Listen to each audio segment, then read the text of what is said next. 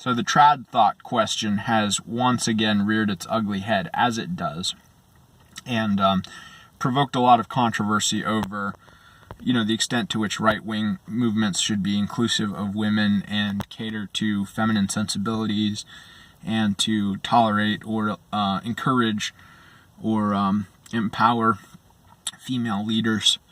And a lot of people coming out saying, these are good things and we should do more of this. And, some saying that, that's counterproductive. And I would fall into that latter camp. Because, just speaking from my own experience, it seems like women are much more anecdotal.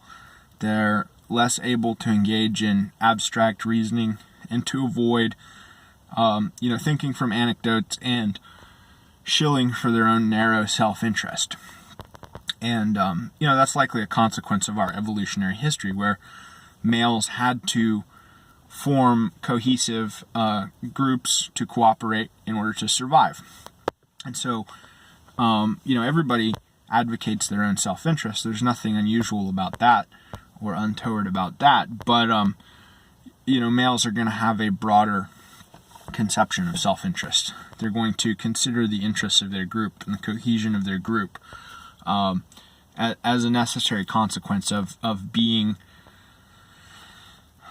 reliant upon that group to succeed and reliant upon the success of that group in competition with other groups. Because, if some other group wipes us out, the women are still going to have a place. So they don't necessarily have to think about that as much. Whereas we would lose everything. So we're much more incentivized to think about those kind of questions. And, so not only, women have less incentive to consider male interests because men are individually and collectively more expendable. If you really want to get down to it, women are kind of the core of the species or of any group of whatever size. The core of that is the women, and the men are just kind of doing things that are layered on top of that, whether it's creating and maintaining civilization or whatever. Social structures, institutions, political order, economic endeavors, that's all kind of layered on top of the biological existence of the species or the group. And so it's less fundamental, and it's more, as individuals and as groups, men are more expendable. And so women don't have to think about our interests, and they don't. But men have to think about the interests of women, and they do. But as far as, things that are important to male success, like, the competitiveness of the group or the cohesion of the group, there's very little evidence that women even understand how any of those things work, or, the different steps in the chain of causation for how those things work. They're just concerned primarily with gaining access to the maximum amount of resources for themselves and their offspring. And that's an appropriate concern for them, within limits, which is that, men have the ultimate say over those resources because, men gather the preponderance of those resources and distribute the preponderance of those resources and possess the preponderance of those resources. And they do so in order to gain access to women. So, women have never really needed to understand how any of that works. And on the whole, it seems like they don't. And so, giving them a say is counterproductive in those things because, they just advocate for themselves and for their own access to resources, and they don't really understand how any of it works. And they don't really have a incentive to preserve the competitiveness or cohesion of the group because, if the group succumbs and falls to another rival group, the women are still going to have a place in that new hybrid order. The men are not necessarily, and probably will not, because, one of the reasons you would, conquer and subjugate or absorb another group is to gain their women. But the men are a liability to you because they're competition for that. So, if men are to have anything for our own, if our interests are to be protected, we have to protect them. And that's kind of what the right-wing reaction is all about, protecting our own interests. And so, giving women too much say about how that is to be done is tremendously counterproductive, because they're going to advocate their own interests, and they're going to do it in a particularly narrow and naive way that doesn't take account of many very important factors.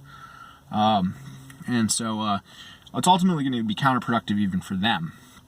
So, it doesn't benefit them. But, I don't actually have a problem with a lot of these women. Some of them are pretty okay at what they do. They're not original contributors. They're not exemplary contributors to, let's say, developing thought or rhetoric. Some of them can acquire it and have developed and demonstrated some mastery over it, some level of mastery over it, but it's not, it's not original contribution. And there hasn't been much in the way of original female contribution to the history of thought, scientific or otherwise, artistic, philosophical, economic, whatever.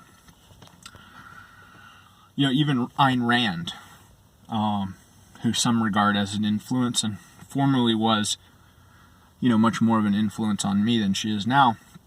A lot of her stuff is just pretty derivative. You got a little bit of Nietzsche in there, and various classical liberal stuff, and Enlightenment stuff. It's just it's a bunch of Enlightenment memes and a little bit of post-Enlightenment, kind of filtered through her own ethnic biases and repackaged in light of those.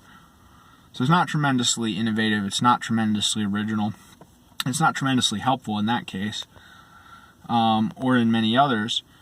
There might be a use for them explaining this stuff to other women, and that's fine. Maybe women are more sympathetic to a feminine point of view. But certainly any man who's brought into right-wing movements or right-wing circles because of the outreach and rhetoric of a woman, that's a little bit suspect. And, the beta orbiting and the beta farming, that's a, distasteful dynamic and counterproductive for both sides of the equation there.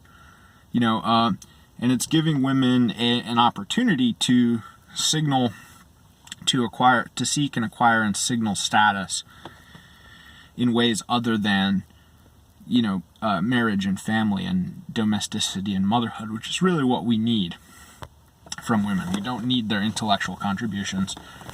We don't need their participation in politics. And when it comes right down to it, what we're proposing to do is radically reform society and institutions in a reactionary way. And so, ultimately that's going to result in conflict.